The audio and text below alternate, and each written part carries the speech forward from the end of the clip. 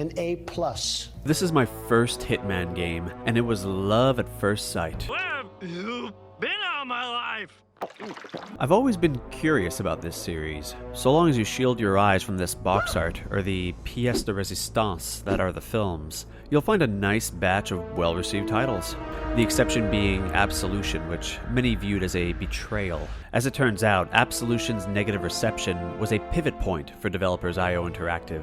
It made them take a hard look at themselves, then retain their semen in for 4 full years before finally delivering the ultimate Hitman experience. Few games have tickled my balls as much in terms of replayability and just downright fun.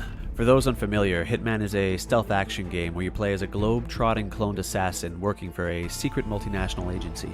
Each exotic locale you visit is a sprawling sandbox where you're thrown into the deep end and given no further instructions than murder these mofos. Your targets are always guarded, and security will spread your cheeks if you so much as step foot in a no-no zone. You always have the option to just John Wick everyone, but with your limited HP, it's almost never viable. You're better off taking enemies out quickly and silently. Hitman games highly incentivize cleanliness, so you'll want to sweep your mess under the rug and blend into your surroundings by donning various disguises. Disguises grant you the privilege to access different areas, and thus gradually get within fart-smelling distance of your target. Hope you enjoy people watching, you weirdo, because a good chunk of your gameplay will be spent analyzing the AI's daily routines. I saw somebody back there, I thought it was our boss's kid or something, because he'd been back there for like 10 minutes messing around. Once you've spent some time observing these clockwork societies and the many low-key pathways in your environment, you realize that hidden beneath that espionage exterior is a puzzle game, and like puzzle games, the reward comes from learning and discovery.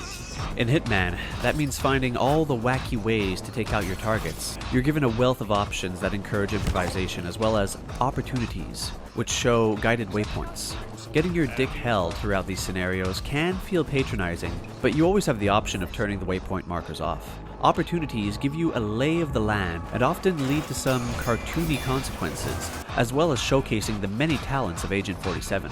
From tucking them in for Betty Bye to giving them their medicine, your targets are in for one shitty situation after another.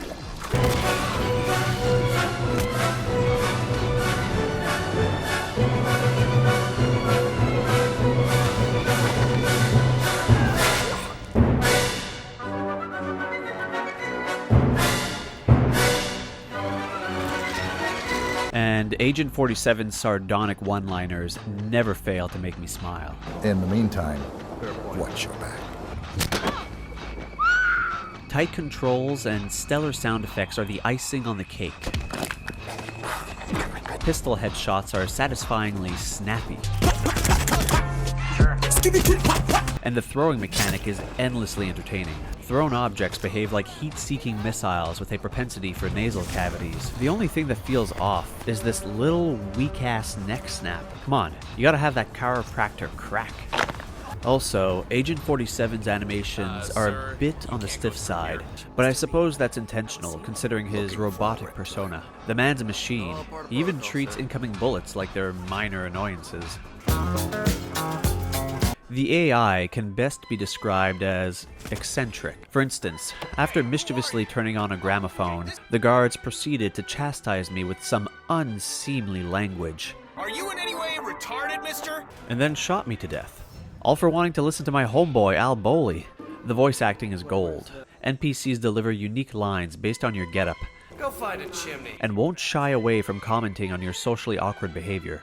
Excuse me, are you on drugs? Sir, don't do that. It's just strange. Is this like candid camera, or are you just being a jerk? But their intelligence shines brightest when using distraction items. Tossing coins, for example, transform NPCs into squirrels tracing acorns. They'll trail him like James Woods trailing candy. Not including the training mission, there are 6 levels. First off, we have Paris, which takes place in a mansion hosting a fashion show where the party guests vastly outnumber the guards. You must fit in, as your first target is paraded in plain sight. Right off the bat, this mission made me feel like a real spy. How on earth has there never been a James Bond game like this? Hold on a second. The Italian coastal town, Sapienza, is dizzyingly large. There's a mansion villa, a beach, a pier, a church, tunnels, a town square, an underground laboratory, a golf course, a ruined fortress. What the hell, Hitman? Am I supposed to quit my day job to fully explore you? And get your lube ready for the third map, because it is the biggest yet. Marrakesh is massively crowded, with a bustling bazaar and a powder keg protest occurring outside a consulate. Then we have Bangkok, which returns to a more modest size, with a gorgeous riverside luxury hotel, and this Jared Leto-looking vegan rich kid rock star who is perhaps my favorite target to torment. Colorado is the only low point, a drab, mono-colored apricot farm turned militia compound, which feels as flat as Captain Marvel's ass. And finally, Hokkaido, a state-of-the-art medical facility in the snowy mountains of Japan, complete with comfortable amenities like a spa and a sushi restaurant. Oh, and remember how I said this was pretty much a 007 stealth game? It's also a Tenchu game.